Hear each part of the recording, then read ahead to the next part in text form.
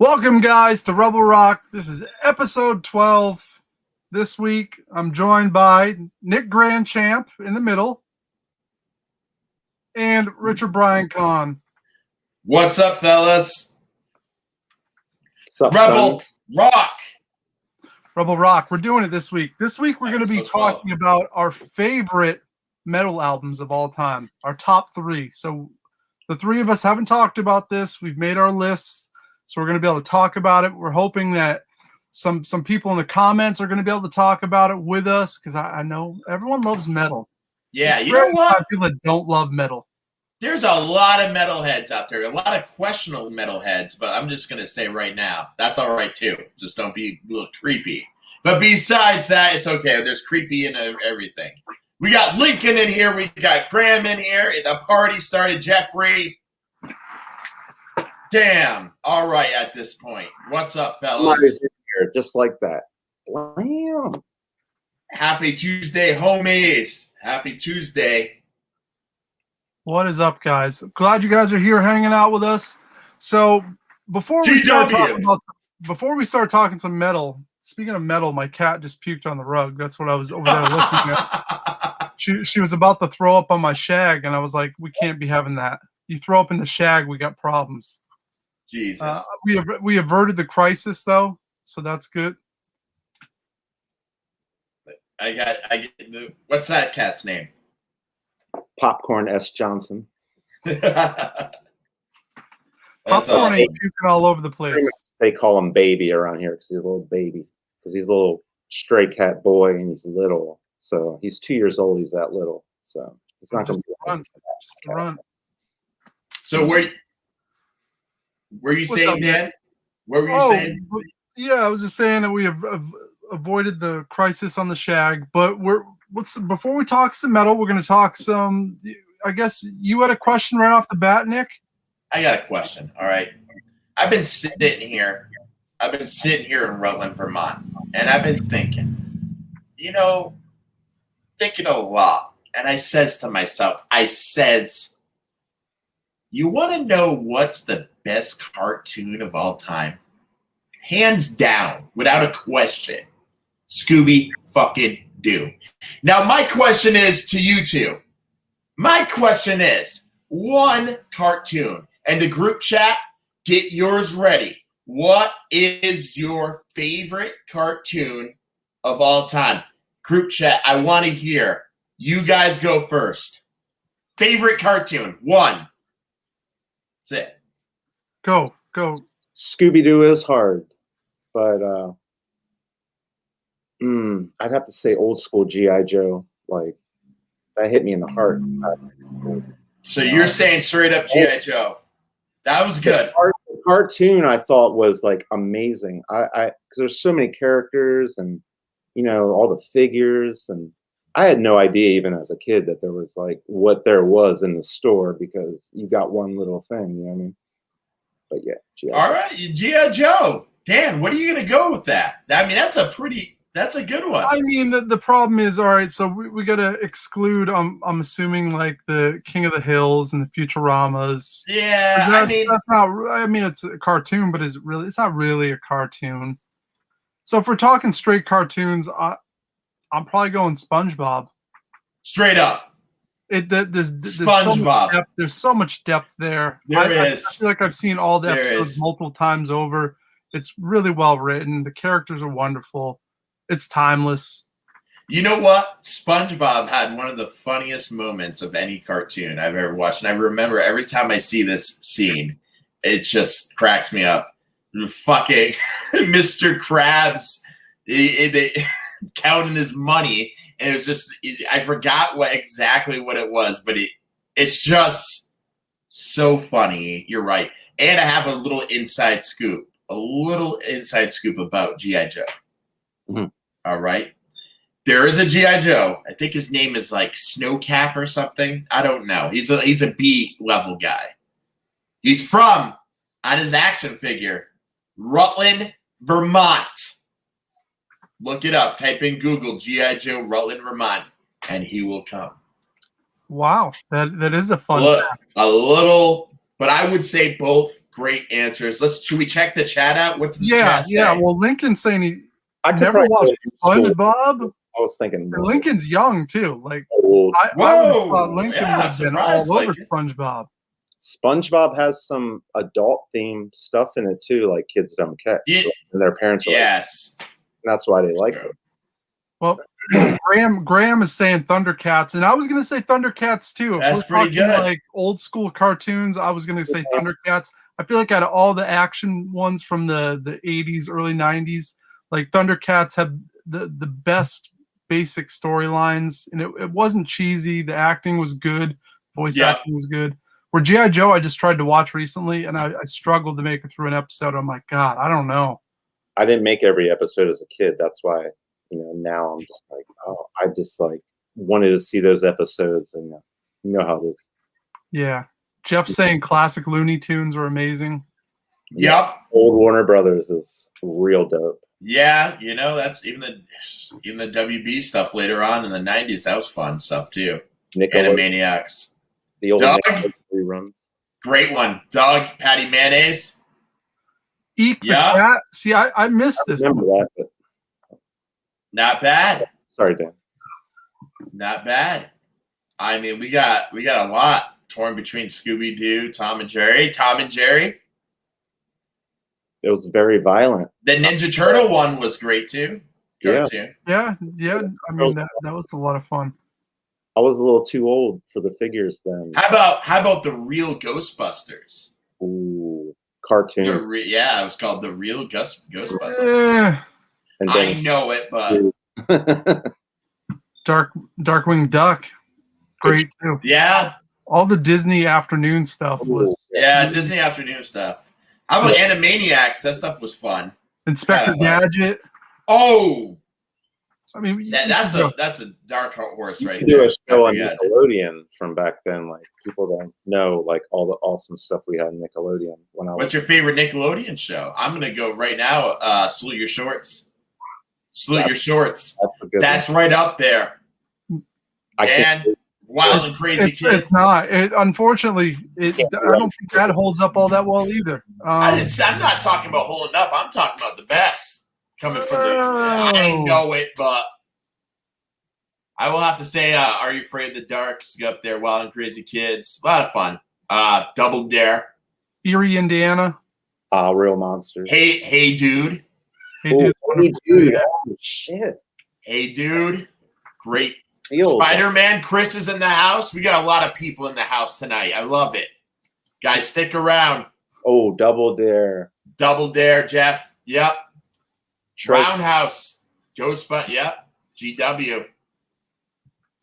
Tiny Toons. That's a great what name. about Muppet Babies? Oh. Muppet Saturday Babies was awesome. Saturday morning. Tiny Toons was good. Tiny Toons was good. I mean, you get Rugrats, Me and Dan remember Saturday mornings. Rocket Power. That was a little bit later. That was just a bit too late, I think. Wrestling came on after cartoons on Saturday morning. Yeah, but it was always really shitty cards. No one on the card was very good. You like your main event would be like Hulk Hogan. Coco Beware versus like some jobber. Listen, now Saturday night with that Dusty Rhodes, that was great. Oh, Muppet Babies creep me out. Yeah.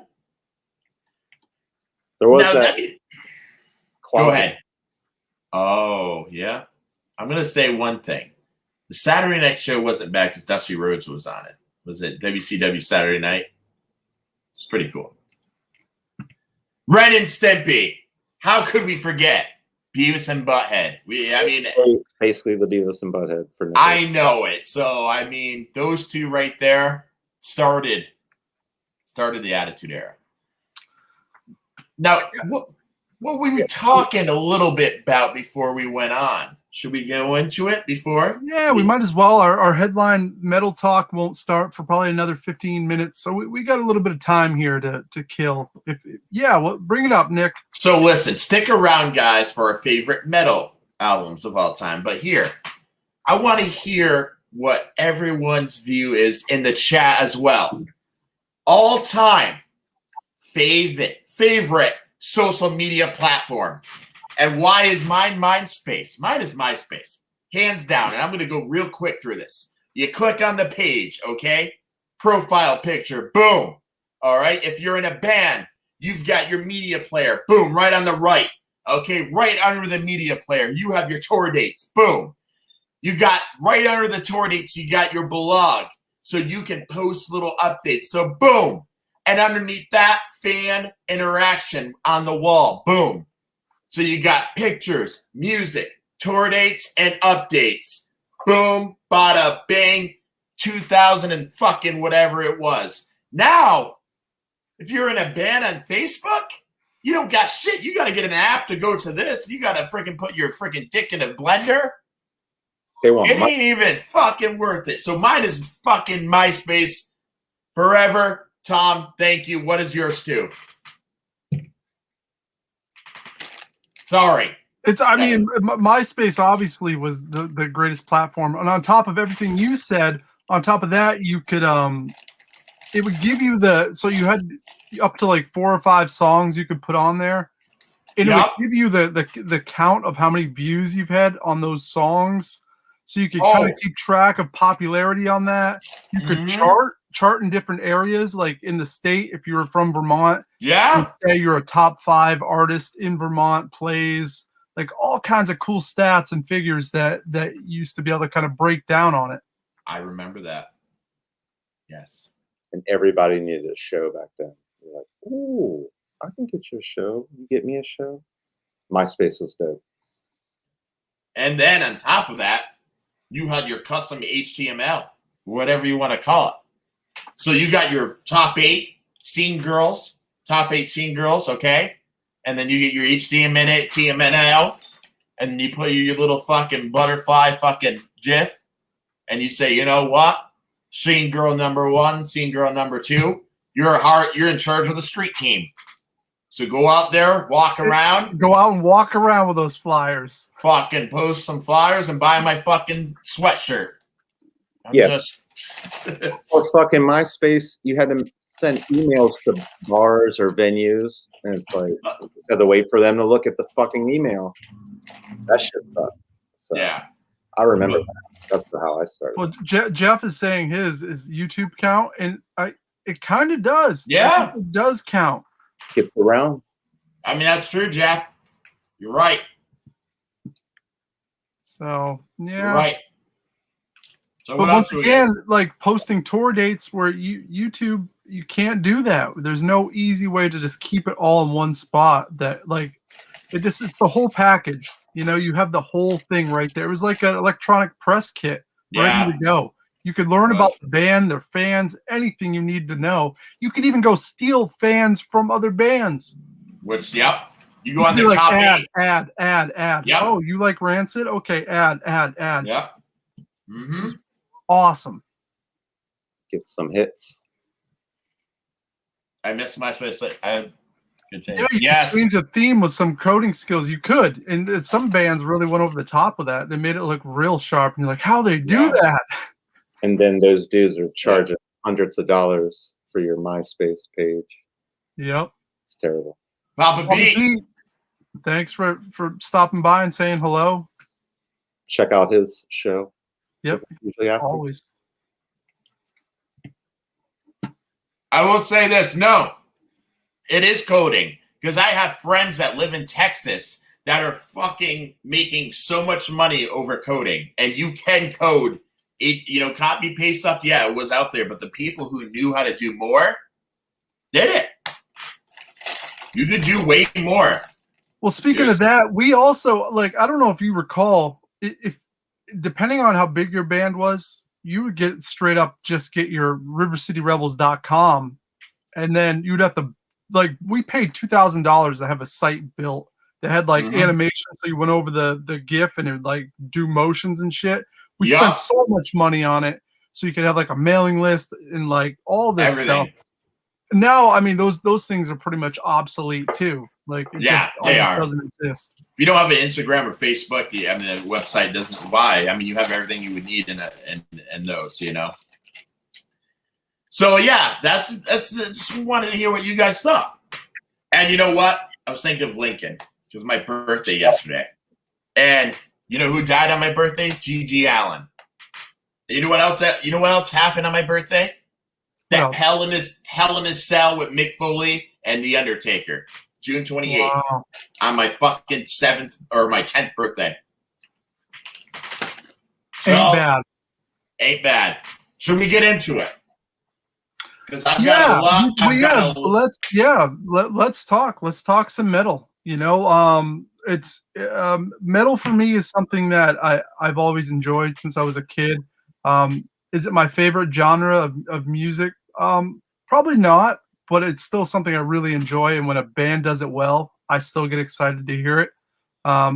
Nick, how about yourself? I feel the same way what you just said. I'm not gonna lie. When I was in high school, it's so funny. I really loved punk. I was a punk rock kid, but everyone to this day tells me my first high school band is super metal, and they're right, which is really weird. We were like punk kids playing metal that wanted to be punk. It was weird. So I feel the same way. It's like essentially, I love metal. I love crossover, but it's not like my favorite. But yeah. Richard Brian Kahn, you're probably the most metal out of all of us here. Yeah, I grew up on that stuff, that and rap. Well, I feel like you're still rocking brand new metal albums. Yeah, I do. I listen to a lot of new stuff. That was hard for me, but you know, a lot of that new stuff, it's cool. But like, there are still albums that came out, you know, they're over 30 years ago that are pretty freaking good still today. But yes, I think I do have some honorable mentions as well because it's kind of hard. It's kind of hard to narrow it down to 3. So I do have some honorable mentions. Okay, so why don't we start with you, Dan? Should we start with you? We started up. This is in no order. Probably the first metal album I ever heard in my life that really got me hooked on it when I was a kid was Master of Puppets by Metallica. Yes. So that was 1986. My uncle would have had the album on cassette. So I would have been 8, 9 years old hearing this album for the first time and being like, what is this? This is awesome. I knew right away there was something going on there. Like I was obsessed with it. And obviously the opening track, when you have Battery right off the bat, it's it destroys you. It's so heavy. And then to close out the album, Damage Inc. is so heavy. And on top of that, Orion as an instrumental, like, so good. So to me, a near flawless metal album. And did either one of you guys have that? I did have a Metallica album. Oh, don't spoil it. Don't spoil it. But not that one. Okay, interesting. Any thoughts on Master of Puppets? Yes. I mean, it's up there. It barely didn't make my list. Everyone knew all 3 of us were going to have a Metallica record. Come on. There's got to be one on the list. Well, it was tough. I was like, and when I was, 7, 8 years old, like they were the, I mean, on MTV, they were. We're talking fucking Metallica. Still to this day, people want to shit on Lars. Fuck those haters. Want to know why? Lars makes the band heavy. He sucks, and he makes the band heavy because he just fucking downbeat. It's done. I've never had an issue with the other than obviously everything after the Black Album. Oh, I know it, but they've ruined it. But they try to do something different. They're pretty flawless. I will say that. Cliff Burton was on Master of Puppets, and that's the last one with him. So. There you go. Writer, like he wrote some of them songs. So. Yeah, that's probably a good point. They drowned the bass. Just think of what they would have been like with Cliff Burton today. Like they would have wrote probably more epic songs. He liked a lot of punk. Cliff loved a lot of punk. Cliff was a big punk into a lot of punk. I think they all there. Yeah. Nick, why don't you go with your first take? All right, I'm going with Metallica and keeping it on the train. Mine is Ride the Lightning. I mean, fucking Fight Fire with Fire. Boom. But let's just talk about Ride the Lightning. I mean, all of it. There it is. And I mean, I remember hearing fucking so Fade to Black, Creeping Death, all of them. Oh my god. I mean, a lot of people kind of go back and talk about how the album was mixed. A lot of people, but here's the thing. It's so fucking heavy. All that early, I mean, it could have been any one of those, first three. Those two albums go hand in hand for me. It's like it's real close. I just like the polish that's on Master of Puppets. I feel like was a little more polished. It's a little heavier production wise. Yeah, I mean, same guy, I think. Yeah, just it seemed like they had it dialed in a little bit better. But Ride the Lightning is obviously phenomenal. So that's mine, man. I mean, just hearing it now still gives me goosebumps. I mean, imagine, like you said, imagine hearing that shit when it first came out. Like I just, I'm 34, so I missed it by probably about 5 or 6 years. Love like hearing it, like, and being old enough. They were really heavier than everybody at that time. Like it was like that Megadeth heavier. Like it was just in every kid that was 13 to 19 was just like, this is my band, this is it. Oh yeah, the denim jackets, the leather. It was just like they actually weren't popular, on media platforms. They were underground. But so they were filling up 3,000 seat venues and shit. So they were right off the gate pretty. Without MTV videos, that's crazy, and selling out. Yes, that's nuts to think of back then. The best rhythm player of all time, Hetfield, Downstrokes for Days. Yeah, baby. No, Hetfield. I mean, come on. Thoughts on Sanger? There's nothing to talk about with Sanger. I'm gonna be the devil's advocate in the sense, in the one sense, and everyone as a musician has to be like, all right, they tried something different and it fucking sank, but it was all or nothing. Mm-hmm. I mean, I will give them being like, all right, they did. They tried something different. I mean, did it suck? Yes. No, they tried something different with Loaded and Reloaded. That's trying something different. They did, yeah. Was not that was them just having nothing and forcing something, no one in their camp being like, "Hey guys, this sucks. Don't do this." A record label, like I know it, but damn it, an album. They're like, Metallica gets a couple passes for all the good music they put out.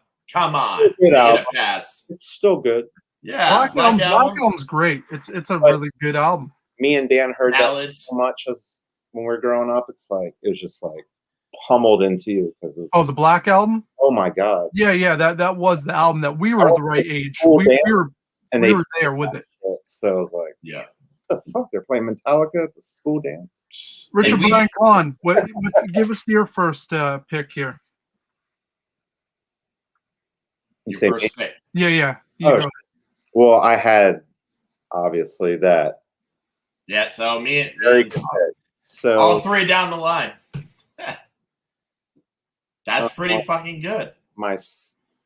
So my second one was going to be okay. Peace Sells. But Who's Buying? But Who's Buying by Megadeth. And you got the cassette right there. That's pretty sick. That is pretty sick. He was in Metallica.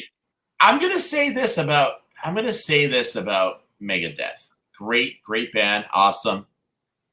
But it's like listen to Fugazi sometimes when I could listen to Minor Threat.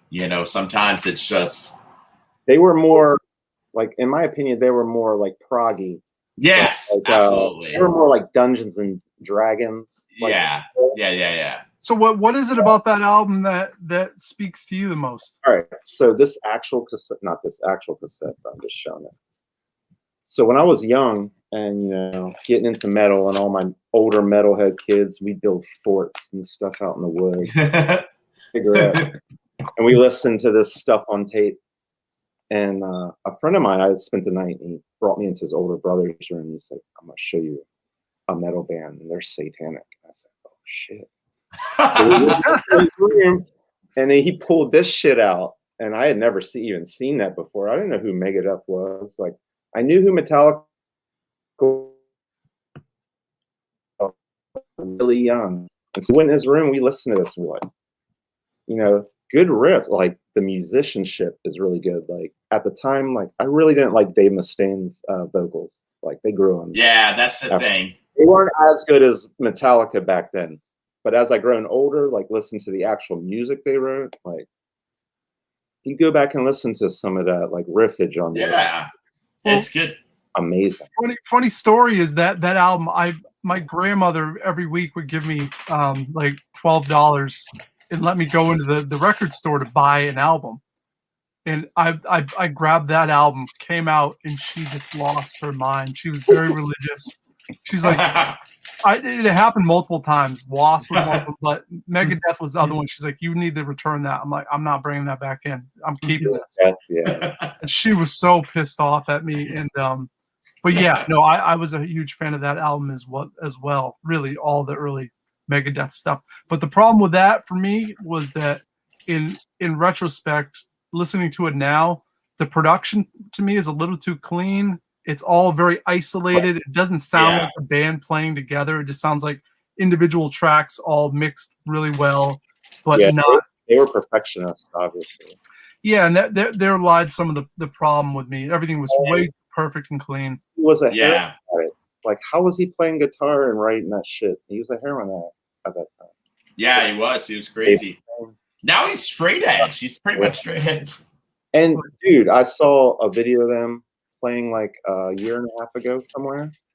They're still legit. Like, they play shit. They got a new drummer, obviously. They don't have walls. But they sound really good, actually. Yeah. King William saw Megadeth. I see that would have been awesome to I mean, see them in their prime would have been really something, you know.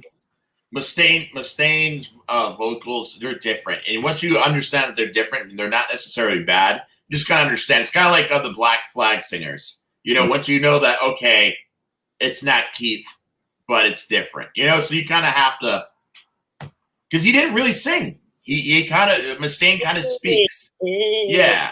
He doesn't really sing. Yeah, you're right. Yeah, he doesn't. There's not a ton of range there, I guess. Yeah, and there's not really melodies. It's just more like talking. I don't give a shit. Nick, give your next selection. All right, I'm gonna go. I have two obviously selects, but I'm gonna go with a newer band. I am gonna go with a newer band because this band kind of grabbed me by the throat when I first saw them, and then I ended up seeing them open for Obituary. Is Power Trip, Nightmare Logic. I really like Power Trip. Number one, when I saw them, I love the fact, no bullshit, they get on stage, they grab their guitars, and it's just fucking dirge, and it's just, there's no like, look at me, look at my fucking shredding metal dick, you know, there's none of that. It's just, they take the punk rock ethos, and it's just straight in, fucking chug it, fucking, it's heavy, and it's just evil, and it's fucking pissed. And it's so good. Nightmare Logic, fucking Power Trip, fucking awesome. You know them? I've never seen them, but I've listened to them quite a few times. Did a singer, somebody die? Singer passed away, sadly, yeah. Like a all year right. I've heard the name. I don't think I've ever listened to a record, so all right. I'll just check that out. Yeah. Very good. Very crossover, but just fucking hammered. Pissed. Awesome. Yeah, so that's mine. That's a newer band. All right. My next pick is from 1992.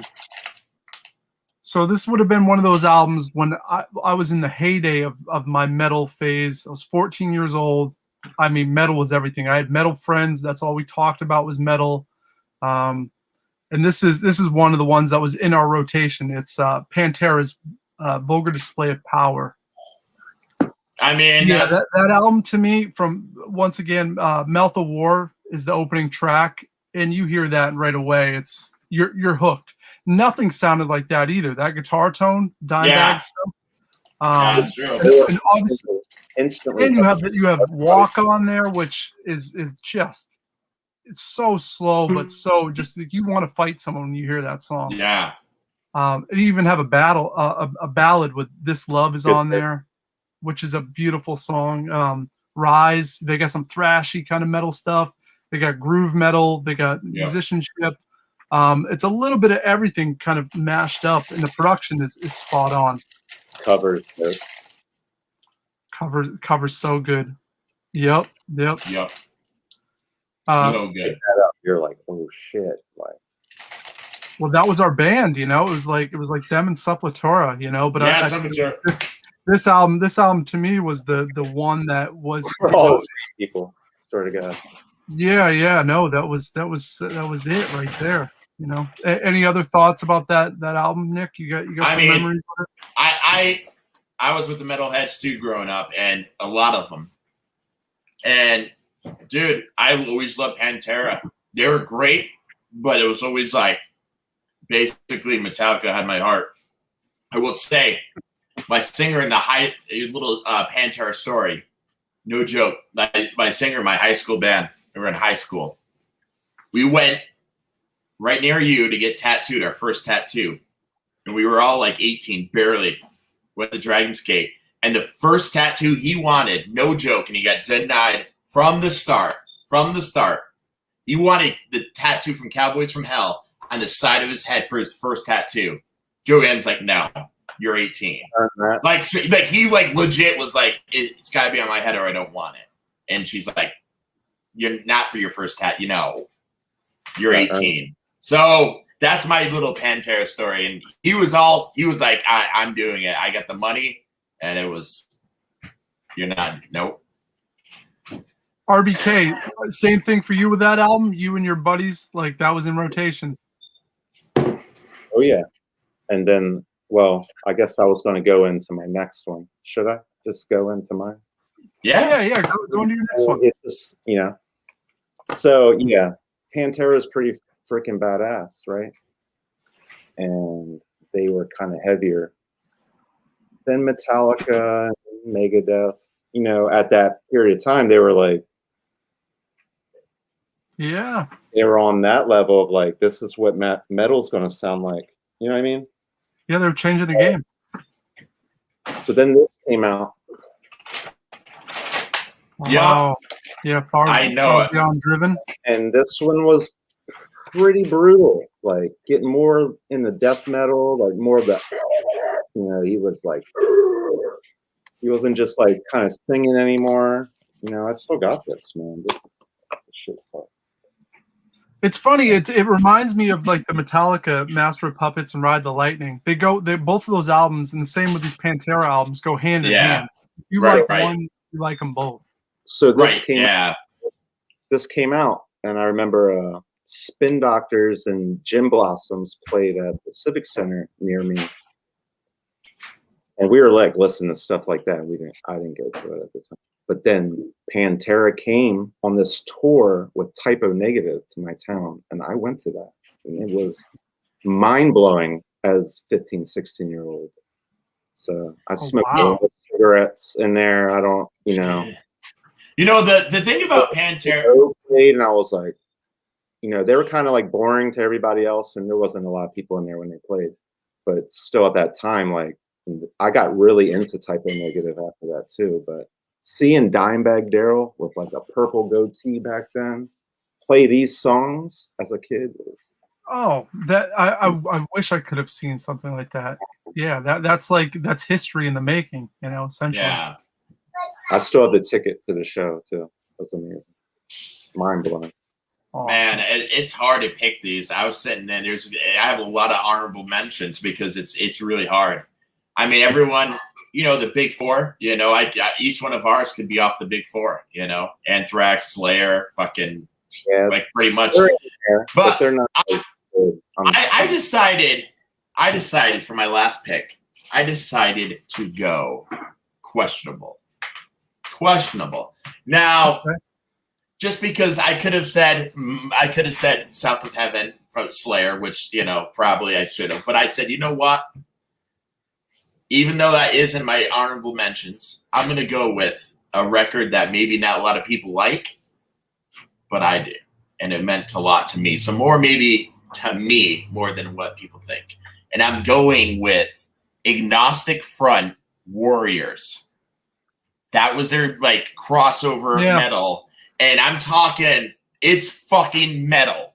It's not it's not Victim in Pain. It's it's fucking metal. I mean, yeah, it's hardcore, but it's fucking metal. It's a metal record. I was just having this debate at work with my buddy, and I'm like, Agnostic Front went metal. They went metal for a time there. Yes, and Warriors was it, and that fucking record. I mean, Evan and I used to listen to it all the time because we loved early Agnostic Front, but that fucking record was so fucking good. And I just remembered being like, wow, Roger can do both because he really could do metal vocals. It wasn't deep.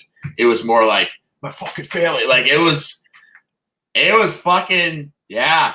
I mean, you already know Stigma couldn't play that shit, but you already know that it didn't matter. It was Agnostic Front. So, I mean, I could have went with South of Heaven. I could have went with Iron Maiden, which those two right there. Yeah, Number of the Beast was on there.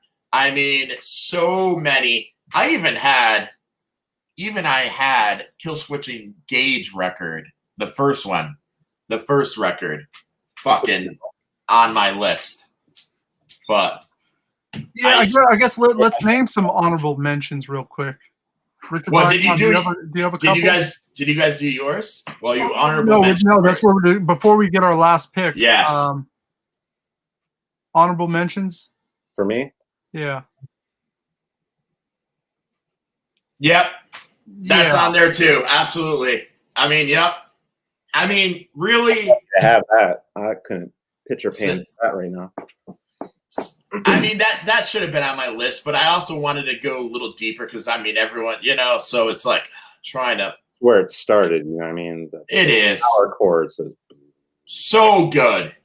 Yeah, no, it's flawless, and it's almost in its own world where I don't even consider it metal. I'm like, it's just groundbreaking. It's not blues, back then, slow blues. It's so fucking good. Yep. Yeah. Honorable mention for me would have been another one. Electric Wizard. I would have put one of their records on there. Such a great band that's still going on. 3 Inches of Blood. Yeah. Actually, the first album would have been on the list. I really love that album. I forgot about them. Yeah, really good stuff. And obviously you could throw a Priest album on there. Or, Priest, absolutely. Motorhead, which questionable. Yeah. Here's the thing. I mean, it's rock and roll, but I mean, that's the thing. Crossover too. Once you start going, chin, chin, chin, chin, chin, chin. Yeah.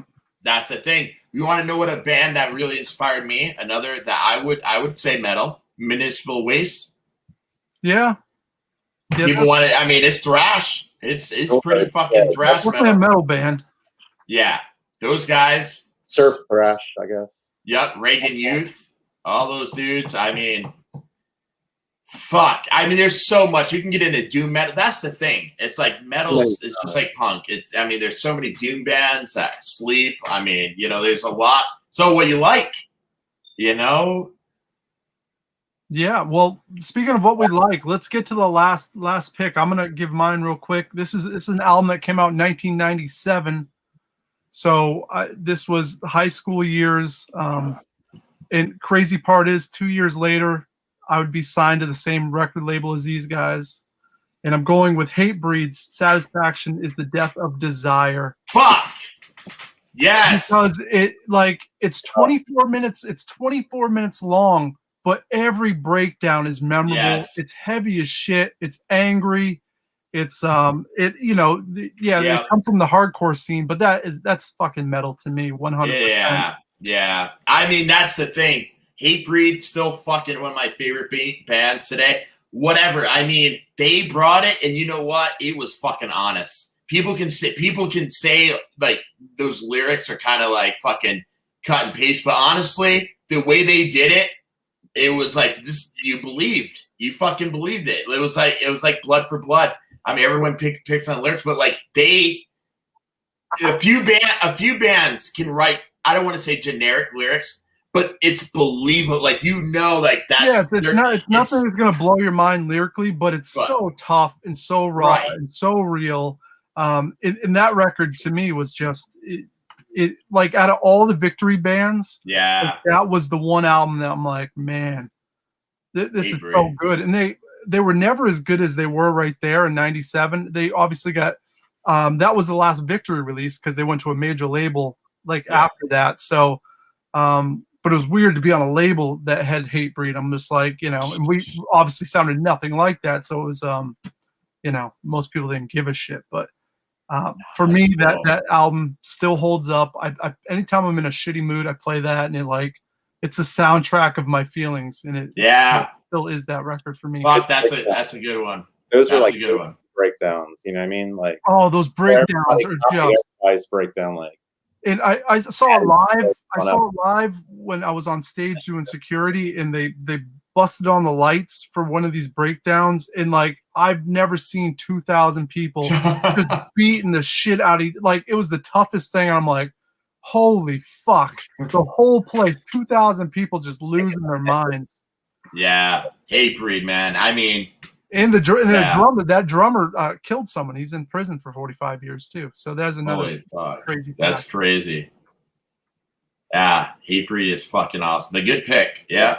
A little jealous of that one, yeah. Richard Brian Kahn, you have your last pick now? I do, but I got a funny story first. Okay. You're talking about Ag Front. So I saw Ag Front play a show with metal bands at 930 Club a long time ago. I think it was like Chimera and I think Sub-Zero played. They were a punk band or whatever. And there's some other bands played. I can't remember. I don't know who the headliner was. I can't even remember. It might have been Chimera at the time because this was like early on. And Ag Front's on stage. So me and my boy are up at the bar, like the top bar, like the expensive one. And I look over because a couple weeks ago, you were talking about the punk band. What were they called? Like 182. Fucking Moondogs. Good Charlotte. Good Charlotte. Oh yeah. Good Charlotte is there next to me, and I didn't even realize that at the time. And I look over, and you know they're all tatted, and they got their beers, and we got our beer. I'm like, is that Good Charlotte dudes? And it is. And they got like some hot girls with them, with all tatted up. They're all tatted, you know, gold. Green. And so Ag Front's playing, and we're watching it at the top. And the dude from Ag Front goes, "Hey, you know, those dudes are here. They called Good Charlotte out." Benji was a huge fan of Agnostic Front. They're like 5 feet from me. And then they go, "Fuck those dudes." And all these people just start going, "Oh," and they just go into a song. And they're next to me. Oh. And like 5 minutes later, I didn't see them anymore. And I couldn't believe that they were there, and I didn't even notice them. Well, that's weird you say that, because I went to CBGB's and saw Agnostic Front play. And Benji from Good Charlotte was there, and I talked to him because I'd met him a few times. It was a joke, but I have no idea. That's funny you say that. Yeah, no. It might have been a joke. Maybe it was. Or something. He's like, you know, he was all. Maybe. Who knows? But I know that Benji was. They were there. A lot of the hardcore bands would go on tour with Good Charlotte. They would take out H2O. They would take out these other bands. Yeah, H2O, yeah. So, like, I don't, who knows? I can't imagine. And Roger was the nicest guy. So. It was just playful fun. Because I think it was probably backstage. Probably. I saw them. It's funny. All right. That's crazy. So my final one, and I think my phone, hold on. All right. This one means a lot to me. So this is probably later on in my metal listening. You know, you come across bands and you move on, and I moved on to. Yeah. Sepultura. Yeah, I mean. This one, I mean, all the new metal bands copied this. Oh, I know it. It is new metal before it was new metal. They laid the groundwork. And it was punk. It was political. There's shit.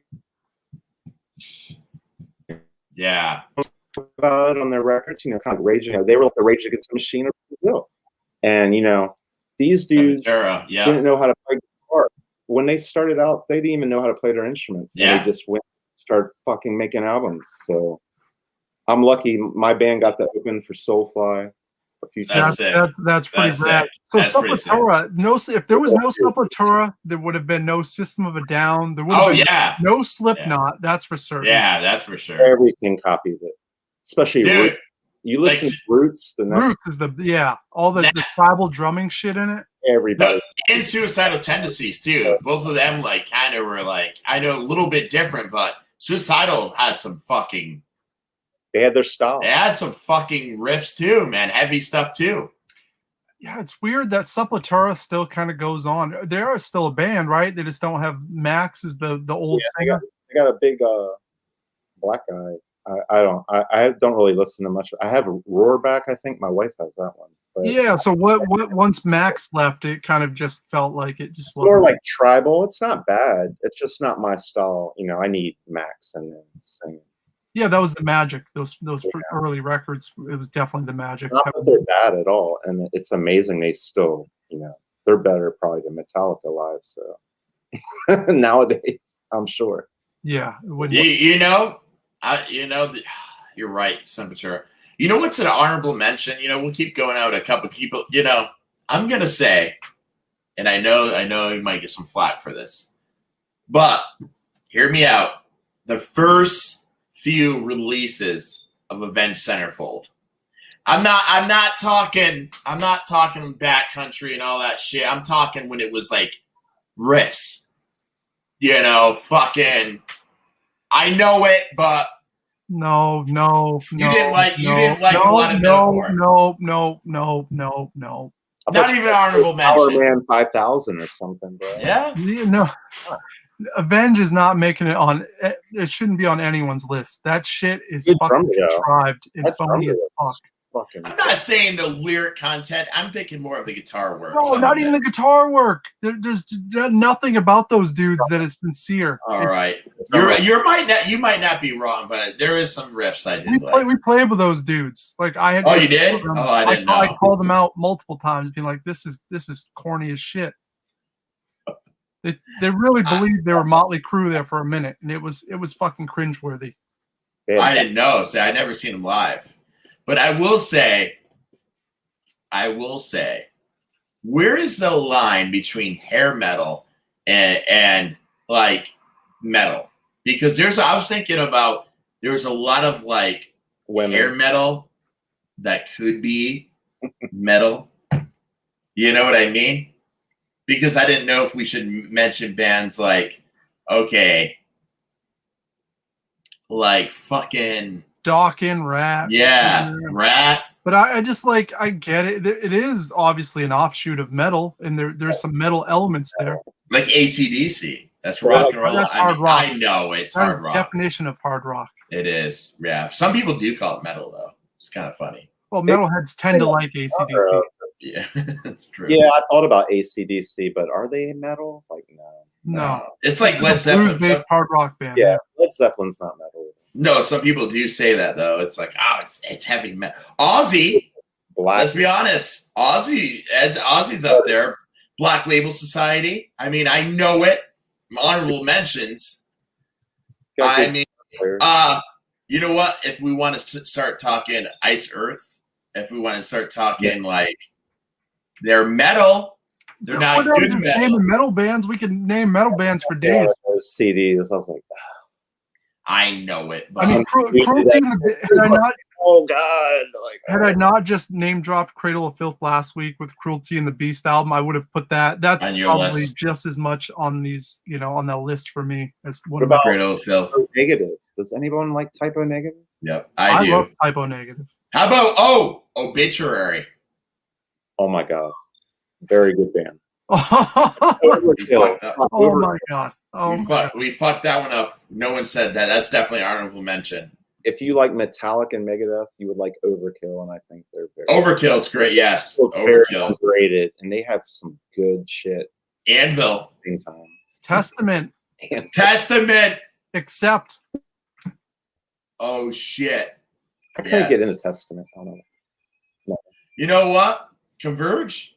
Good. I mean, I would say they're a Converge? metal band. They're fucking definitely metal. They're proggy, but they're They were pioneers of that style early on, when no absolutely. one, what was turned into, spaz or whatever they called it afterwards. What other bands besides That's Priest and Maiden? What would fall into that realm of like power metal? Saxon. Yep. Yeah, power metal. Because I mean that's like the thing, Sax, yeah, Faith No More. We're seeing something in the yeah. Mike Patton for life. Halloween. Yeah, you never hear anyone talk about Halloween. I have a Halloween vinyl, bro. Yeah, but no one talks about them. You notice that? It's like one of those bands that it's rare they come up in discussions. Yeah, it is rare. I think there's a lot of cool metal bands that just got thrown to the side. Faith No More is on tour this year. They're playing with Fucked Up. Oh, Couple shows. It's kind of cool. Powerwolf, anyone? Never heard. I'm not super. There's a lot of good new bands too that I feel really bad about mentioning that in the metal crossover genre. Train, I think, is a great metal band. They could be metal for now. Acacia Strain, I don't know. Yeah, Turnstile. There's a lot of metal influence there. Yes, there is. I got Dan into Turnstile. Turnstile's fun, aren't they? Darkest Hour. Darkest. Oh shit. At the gates. Kinda. At the gates. At the In gates. Flames. Yes. Oh, and Flames too. In Flames. They weren't bad. They were Dude, good. At they the were gates, I really- liked a little bit more. So I saw How about Mayhem? Converge is playing with Meshuggah and Torch in Oh, 2022 on a tour. holy shit. That might be crazy. That's pretty sick. There's a lot. I mean, Sabbath, yeah. I feel bad I didn't have them on the list, but we already knew, right? Sabbath, come on. They're like you said, they're a league of their own. I mean, they had the riffs before you, so They took every good any sort of metal riff that you'd want in a song. It's like they already took it. It's like what the Beatles did with basic chord progressions. They were like, we're taking them all. you're just playing the same riffs they already did. Yeah. Fuck. So I mean, this was a great chat. The thing is, it's metal, just like punk, just like anything. There's so much. King Diamond. Yep. Got some vinyls of King Diamond. Yeah. What do you guys think of Black Label Society? Are we? You say yay, may, or no? No. He's good with Ozzy. He was great. He was great with Ozzy.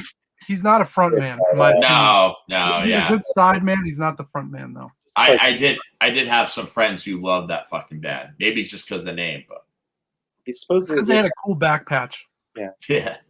Okay. You're not wrong. Sometimes backpatch sells the band. Man, I keep going back to Motorhead. I mean that's To me, is there a Motorhead record though from start to finish that's flawless? Like that's the problem with Motorhead. I don't know if I can listen to a whole record all the way through, but there's like always 3 or 4 tracks. I'm like, this is amazing. And that's why the hits collection and live stuff is incredible.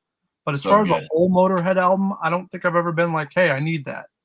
I think a lot of the albums we talked about tonight, you can listen to from start to finish and be like, you don't have to skip them. Whereas now, you'll hear some bangers and then they'll play some random whatever. And you like albums don't exist anymore, like full albums, like concepts. I just was, when we're talking about things, it's like a band like Agnostic Front that can write a song like Victim in Pain that's straight up not metal at all, but then come up with Warriors. It's like, Gwar, we fucked up, guys. We forgot Gwar.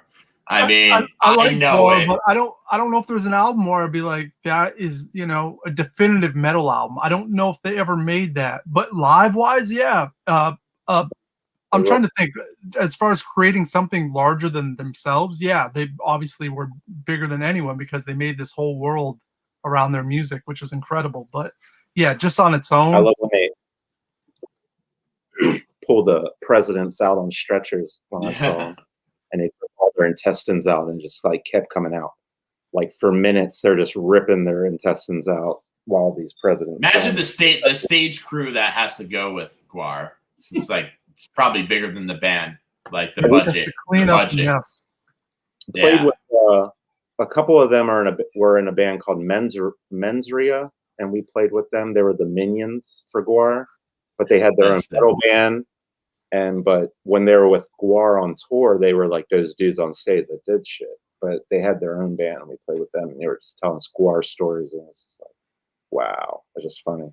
You know what's a bit a lot of work to do all that shit. They had their shit on point. I guess a band. You guys ever get into Poison the Well? They're more of a hardcore band, but I guess they were some metal. There's definitely some real weird riff stuff there, kind of like in the vein of Converge, a little bit. American Nightmare. Right. I mean, they're a hardcore band, but they definitely had metal. I mean, they're fucking the metal breakdowns and stuff like that. There's a lot of crossover there. Converge were playing in like 95, 94. They were doing this shit. So like their sound has been around. Yeah. Back when alternative music was going on, they were doing Converge. Like it's pretty crazy to think of. And they got so many fucking CDs and EPs. I got a bunch of them. You know, it's weird. Some of that stuff as a musician, it gets fucking crazy. The time signatures and stuff, as you know, too. You know, it's like, holy fuck, Convergence. You can't fuck up any of those tempos or they sound like shit.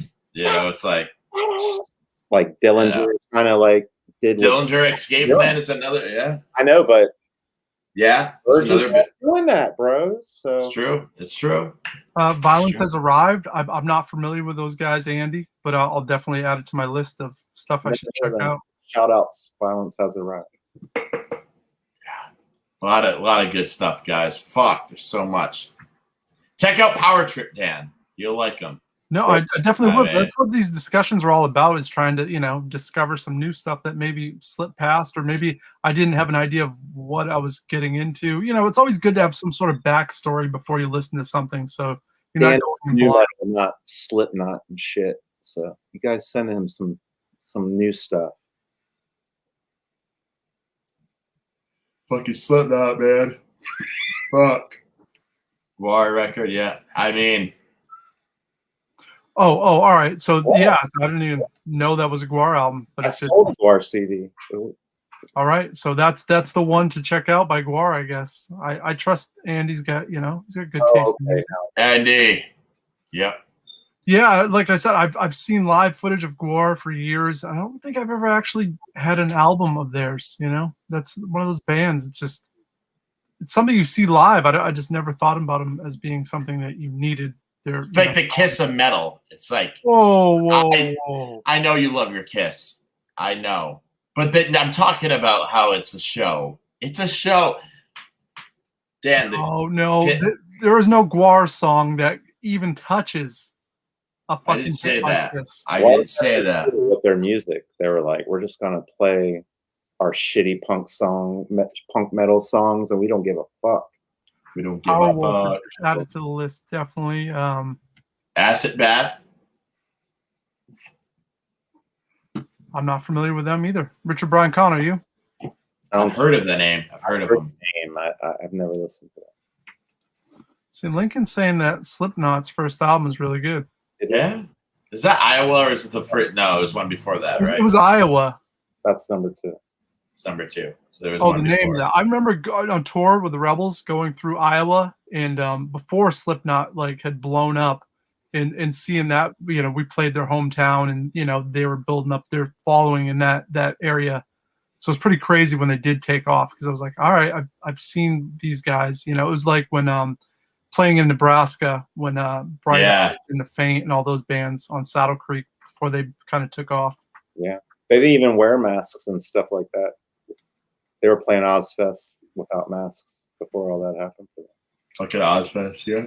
I like Anthrax, but I like later Anthrax more than I like early, which is weird. I like the second singer, I do believe.